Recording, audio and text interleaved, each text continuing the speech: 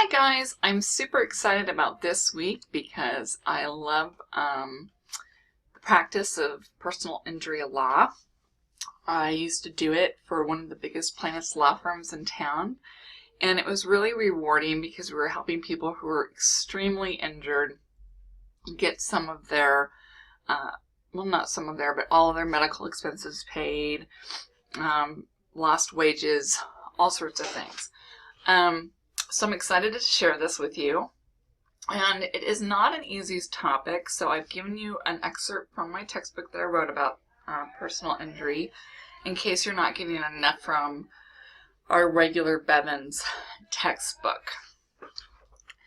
Alright, you can read the objectives on your own, and perhaps one of the most difficult things to understand is what the heck is a tort?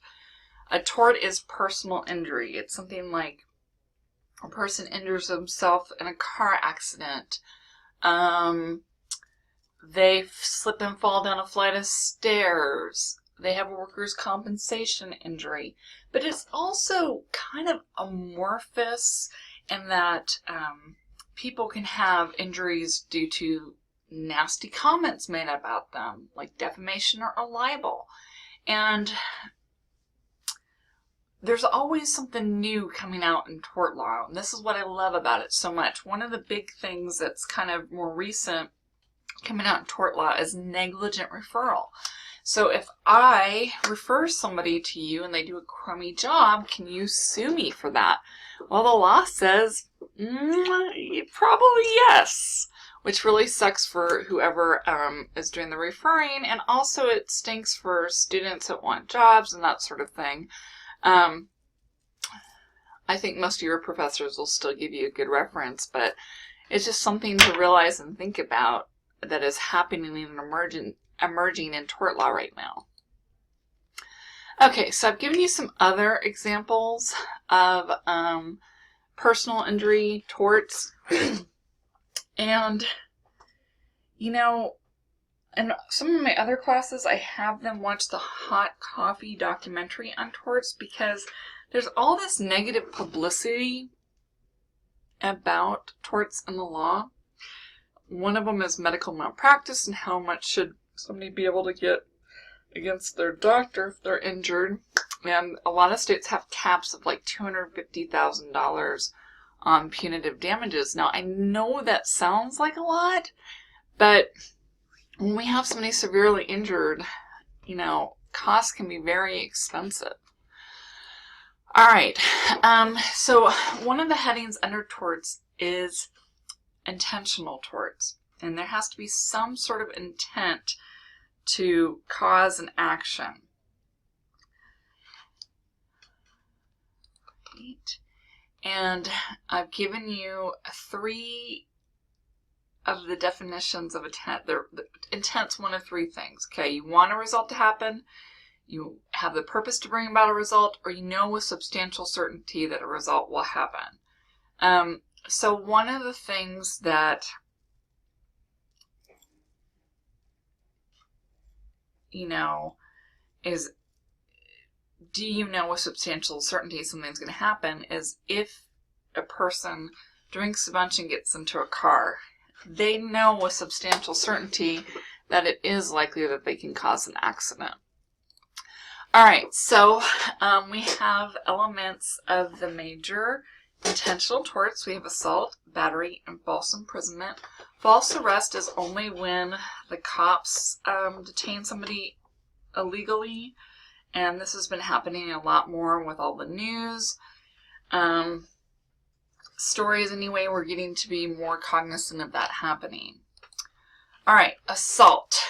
Okay, so I'm going to try to post the assault versus battery video that I did before. And assault is basically putting somebody in fear of hitting them. So if you look at the picture, they haven't made contact yet, but the guy in the red shirt is probably in fear and he's going to be hit. So that's assault. Now when the guy in the blue shirt actually hits him, that is actually battery. And so it's just interesting whenever I'm watching TV or reading the news, how often assault and battery are misused. All right. Now, another common misconception about battery is that it has to be only harmful contact, and that is not true. It can also be offensive contact. So, typically the example I give is if you're on the subway and you're a lady and a man starts groping you where you don't want to be groped, that could be an offensive contact and would constitute battery. All right, so there can be battery without assault, because if somebody tackles you from behind, then you're not necessarily scared that you're about to be tackled because you didn't see them.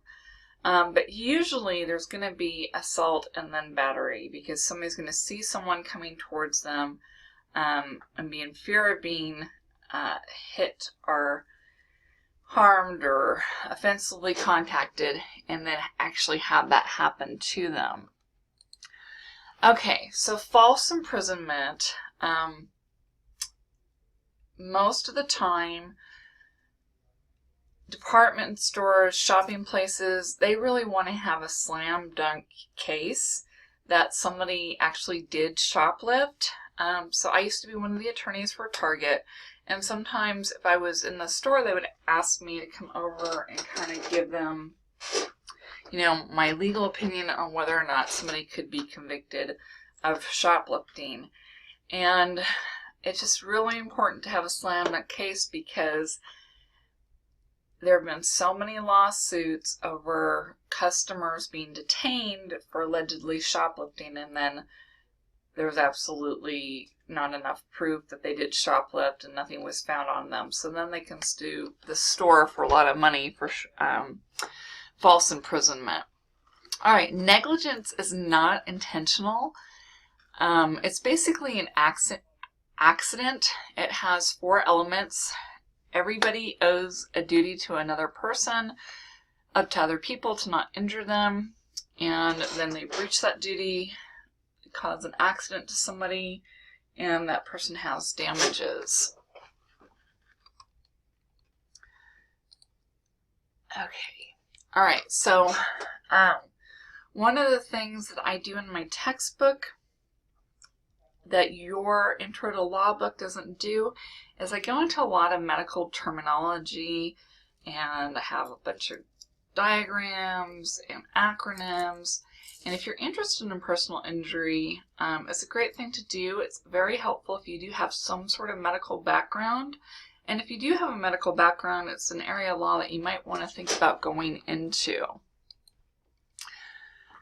All right, more terms. You don't need to have these memorized for final or anything, but just letting you know, you really do need to know about different medical terms, procedures, etc. to be a paralegal in personal injury law. And you can learn a lot of that on the job. All right, plaintiffs' law firms typically represent someone who's injured, who doesn't have a lot of money, so they do it on contingency fee basis. They will take anywhere from 25 to 40% of the settlement if they win. If they don't win, the attorney gets nothing, and that does happen sometimes. All right, so insurance defense firms is how most paralegals in San Diego get paid and whom they work for. And if you think about it, it makes sense, because we have to have money to have a lawsuit, and typically the money somebody will have is from an insurance policy. And the insurance company has basically a duty to defend its insured.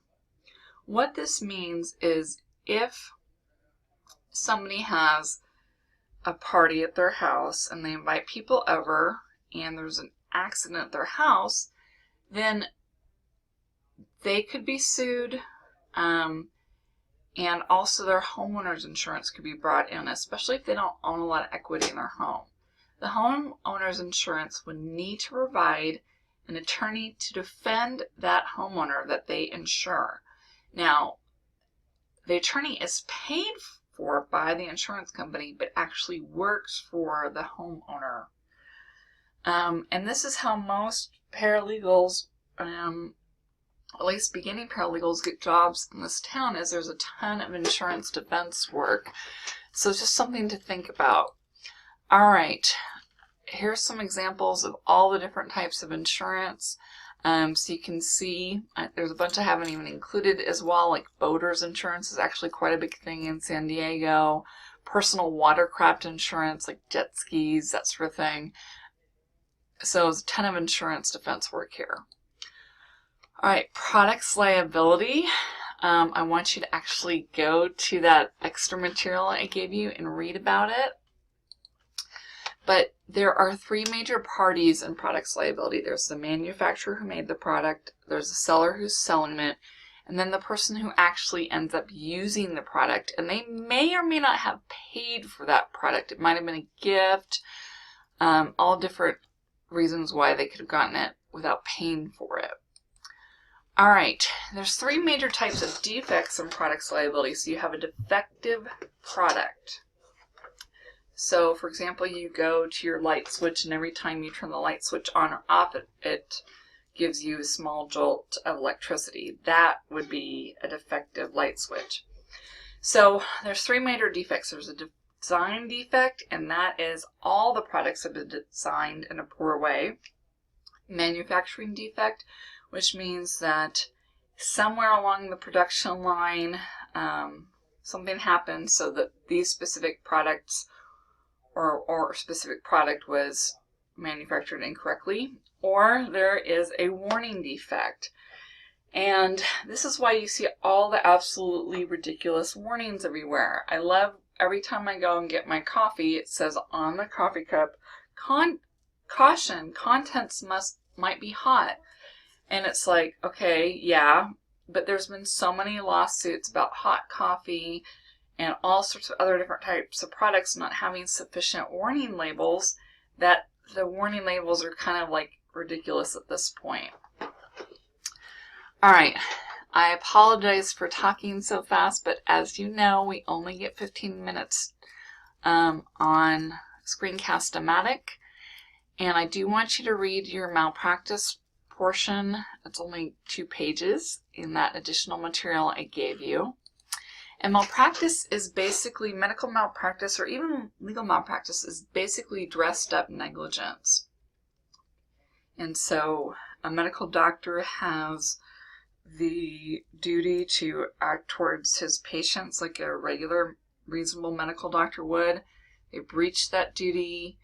That caused an injury to the patient, and then the patient has damages.